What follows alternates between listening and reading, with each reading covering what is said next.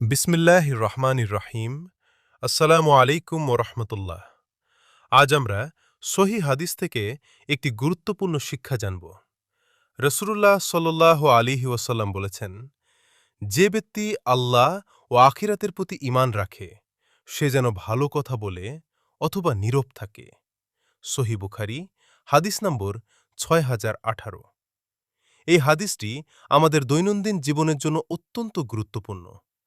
আমরা অনেক সময় না ভেবে কথা বলে ফেলি, যা অন্যকে কষ্ট দেয়, সম্পর্ক নষ্ট করে, এমনকি গুনাহের কারণ হয়।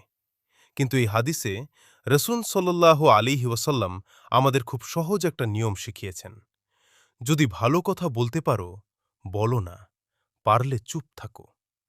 আজকের সময় আমরা সোশ্যাল মিডিয়া, পরিবার বা বন্ধুদের সাথে এমন অনেক কথা বলি যা অপ্রয়োজনীয় বা ক্ষতিকর।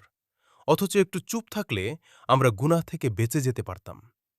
চুপ থাকা অনেক সময় এবাদতের মতো, কারণ এতে আমরা নিজের জিহাকে নিয়ন্ত্রণ করি। একজন মুমিনের বৈশিষ্ট্য হল সে তার কথাবার্তা দিয়ে কাউকে কষ্ট দেয় না।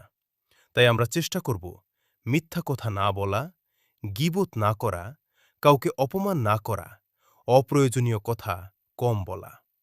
মনে রাখবেন, আমাদের প্রতিটি কথার হিসাব দিতে হবে আল্লাহর কাছে। আমাদের শিক্ষা হল আমরা যেন সবসময় ভালো কথা বলি, আর যদি ভালো কিছু বলা না থাকে তাহলে চুপ থাকি।